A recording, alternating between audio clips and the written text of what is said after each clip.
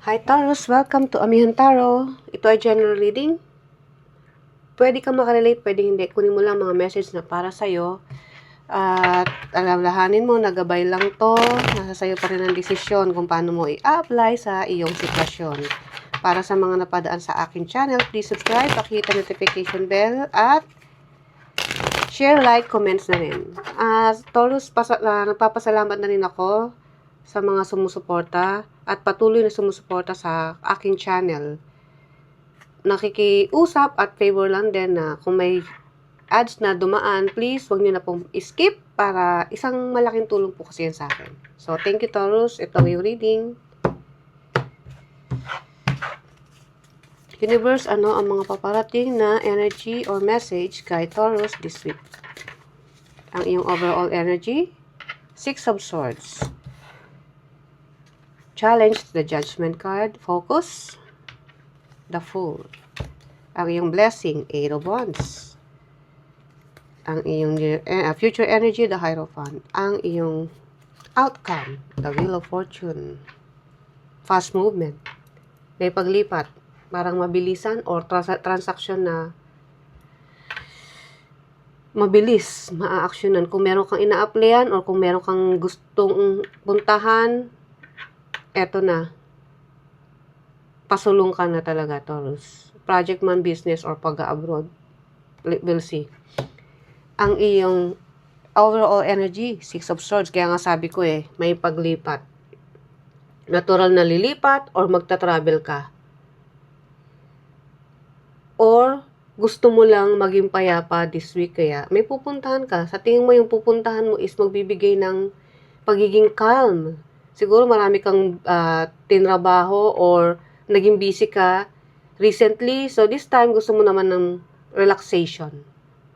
Pwede din yun. And then ang yung challenge, the Judgment. Hirap ka pa rin tanggalin sa yung mga dati pang nakagawian mo. Let's say, dati kang, eto example lang tamad kang, ito yung mga dating hindi maganda the judgment, kasi the judgment card is awakening. So, nagigising ka sa mga bagay na sa tingin mo, obstacle pala, pero dati hindi mo nare-realize yan. So, kung itong nare-realize mo na hirap ka pa rin tanggalin is yung pagiging maling desisyon sa buhay. Let's say may ginawa ka, may nakausap ka, nagkaroon kayo ng conversation or let's say arguments. Pinipilit mo yung mga reason mo na sa tingin ng iba ay mali. Pero sa'yo okay lang. Ito example lang na kung tutuusin, ikaw mismo nare-realize mo ngayon na hindi talaga maganda yung mga ganun na magkaroon ng conflict sa iba. Pero, nahihirapan ka, para sa'yo kasi, ang attitude is attitude na. Parang mahirap nang tanggalin. Pero hindi. Hindi mahirap yan. Unti-unti, lalo na kung pinag-uusapan dito is mahalaga o importanteng desisyon sa buhay. Pwede din yun. Or kung hindi man yun, gusto mong umalis, kasi travel yung nakikita rito, pero ayaw mong may maiwanan. Or gusto mong wala kang magagawa. Gustuin mo mag-stay, pero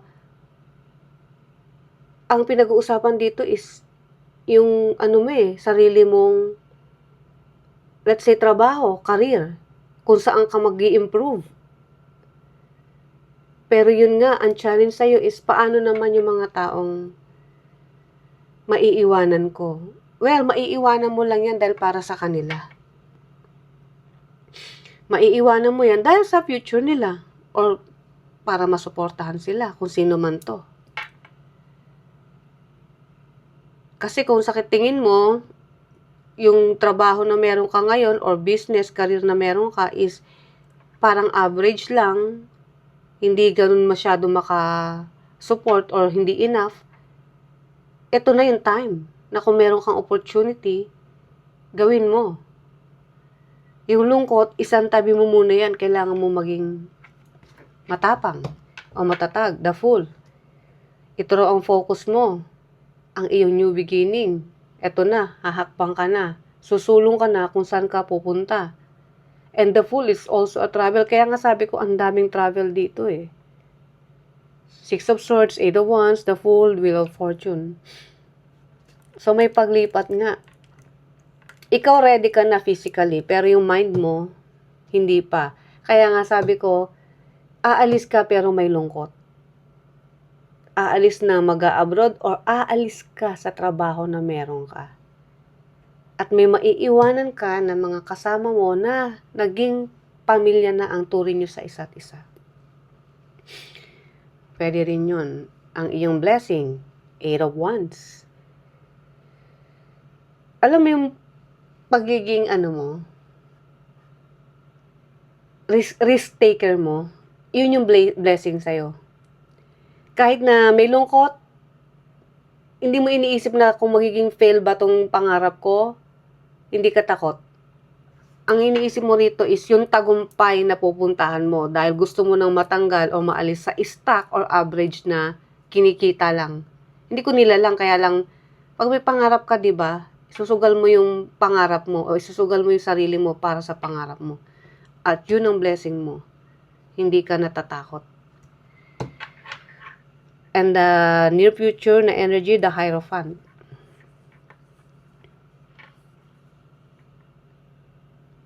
Meron ka makakausap. Hindi ko alam kung mentor or boss mo na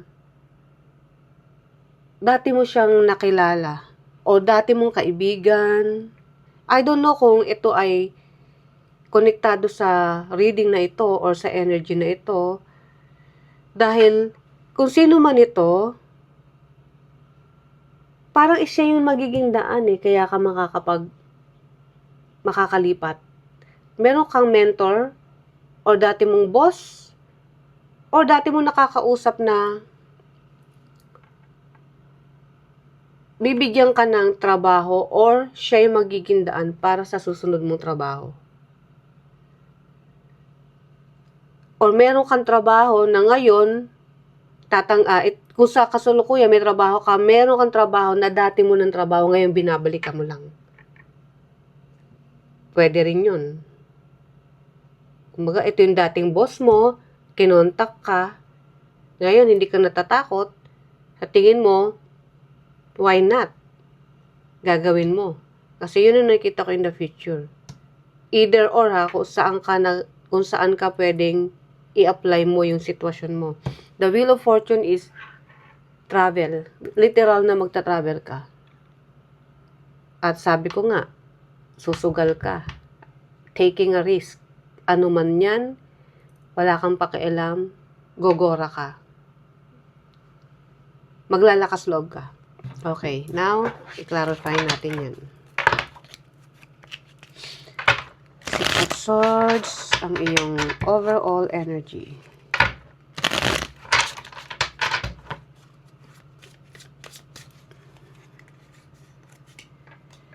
The Ace of Swords, the Moon, and the Four of Wands. Yeah, sabi ko na eh, may pag-alis, kung saan man yung pupuntahan mo, nagkukos sa'yo ng, yes, may clarity, may clear yung isip mo. Physically, yes. Pero, ang iyong mentally ay hindi handa. Dahil, nagkukos ng kalungkutan. Di ko alam kung literal na malayo ang pupuntahan mo, or, may lungkot pa rin dahil sa pagsasama ninyo ng mga dati mo na nakakasama. Siyempre, di ba, pag may paglipat, malungkot man, kung sa tingin mo hindi talaga yan yung pangarap mo or para sa'yo, at iniisip mo yung sarili mong stability, natural, masakit pa rin sa'yo. Kahit na excited ka sa pupuntahan mo, may lungkot pa rin. Dahil sa mga pinagsamahan. The Judgment card, ang iyong challenge.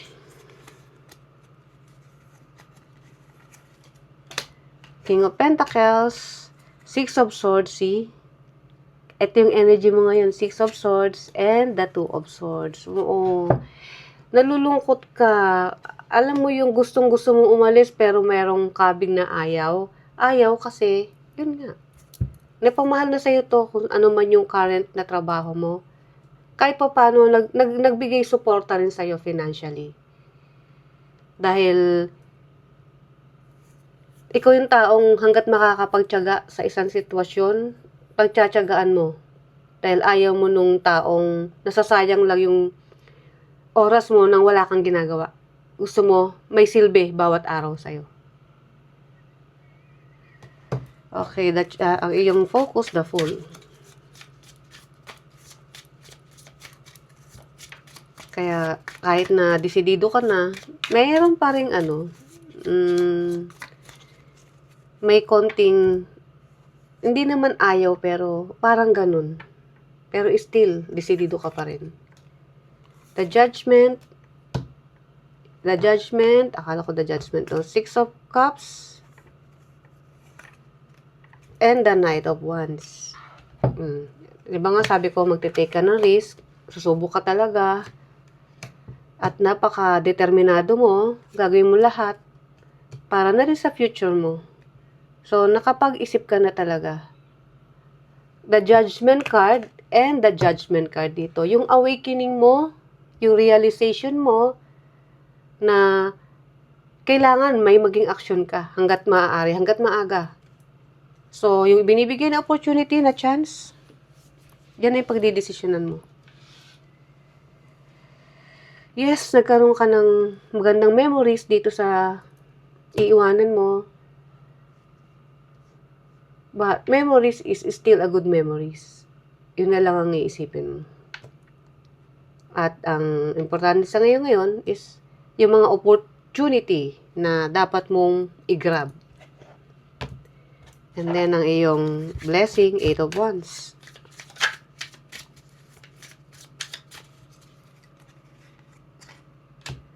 The High Priestess, Seven of Swords, and the Fool. The Fool and the Fool.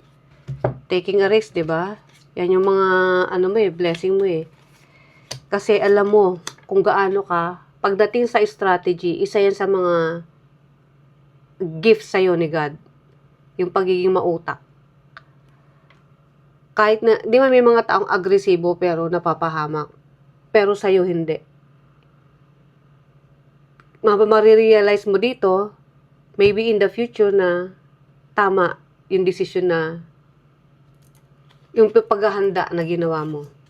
Yung decision, ando doon na yun, the High Priestess. Kasi malakas yung mo eh. Tingin mo ito na yung para sa'yo. Ito na yung big break na ibibigay sa'yo. At yes, gagamitan mo siya ng mga kung ano yung natatago mong kaalaman, ibibigay mo lahat. Sabi nga, I give my all. Parang yun yung energy na nakikita ko rito eh, para sa'yo, Taurus. The Hierophant, ang iyong future energy. King of Cups, the Emperor, and the Five of Wands. Di ba nga sabi ko, yung strategy, yan yung gagawin mo.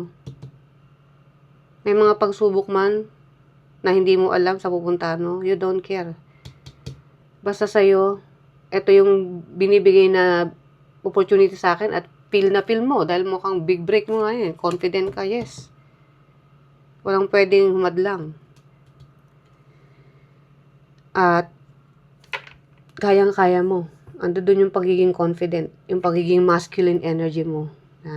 This time, hindi ko kailangan matakot, itutuloy ko kung ano man to. So, in the future, sino man or magkakaroon man ng issue sa, let's say, meron kang naiisip na, baka hindi maganda ang kalabasan nito. Parang hindi mo pa rin iisipin yan. Ang iisipin mo is yung sarili mo, at yung magiging trabaho mo. Kumaga, alam mo yung, minsan maganda rin yung ganun, diba? Yung parang walang pakialam. kahit na may mga taong toxic maka-encounters, ikaw wala kang pakialam, nakikita ko. Tuloy lang yung trabaho para sa'yo. Lalo na pag alam na bago ka or bago ka dun sa isang lugar. Di ba may mga energy na ganyan, yung susubukan yung galing mo, kung hanggang saan yung galing mo, pero sa'yo wala akong nakikitang may pakialam ka. Basta tuloy lang ang trabaho. Tuloy lang ikaw sa iyong pangarap. The Wheel of Fortune. 10 of Cups. 10 of Pentacles, ang dami. Successful in life, successful sa kaperahan, and the 5 of Swords.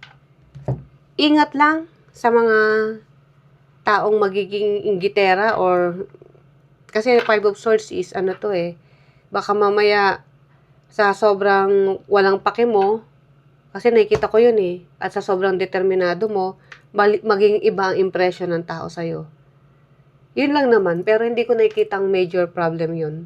Hindi mawawala yun, pero hayaan mo lang sila kasi diyan ka makakakuha ng maraming kaperahan at wish fulfillment sa iyong buhay. So kung ano man to, Taurus, itong reading na to overall, maganda siya. So last message para kay Taurus.